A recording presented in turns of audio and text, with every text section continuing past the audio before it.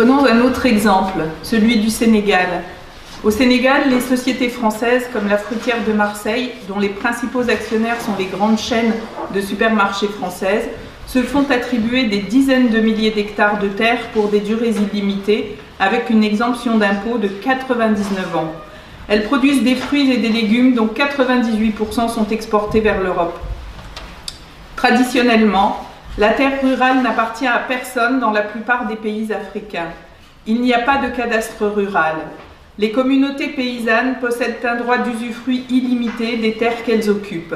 Mais par d'obscures négociations qui se déroulent à Dakar entre l'État et les multinationales françaises et étrangères, les paysans se retrouvent dépossédés de leurs terres avec la complicité de fonctionnaires sénégalais grassement récompensés.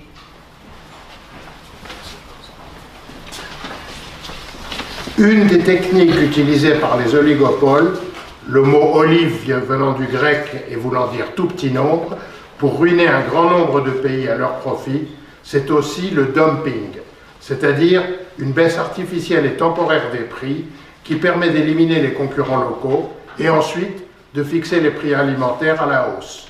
Tout ceci avec l'aide de fortes subventions de la part de l'Union européenne à nos industriels de l'agroalimentaire. Au Cameroun, par exemple, ils ont ruiné la production de poulets autochtones avec des importations massives de poulets étrangers bon marché. Et dès que les éleveurs de poules et producteurs d'œufs ont été ruinés, ils ont augmenté leurs prix.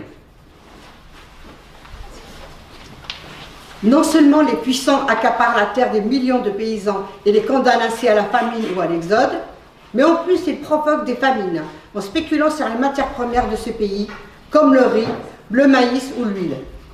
Ces groupes fixent le prix des aliments par le biais de leurs traders dans les bourses des matières premières agricoles.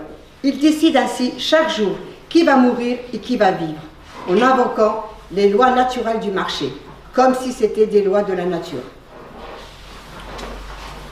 La planète croule sous les richesses. La production alimentaire n'est pas déficiente, mais des millions d'êtres humains sont acculés à la mort ou à l'émigration par la loi du profit maximum pour quelques-uns. Gandhi disait déjà « Le monde a assez pour satisfaire les besoins de tous, mais pas assez pour satisfaire la cupidité de tous ». Monsieur Macron pourrait-il introduire dans le débat public la possibilité d'interdire la spéculation sur les denrées alimentaires, ou bien est-ce, comme l'impôt sur la fortune, patouche? Il paraît que l'Afrique a une dette envers la France depuis son indépendance. Ceci en raison de tous les bienfaits accordés par la France pendant la colonisation.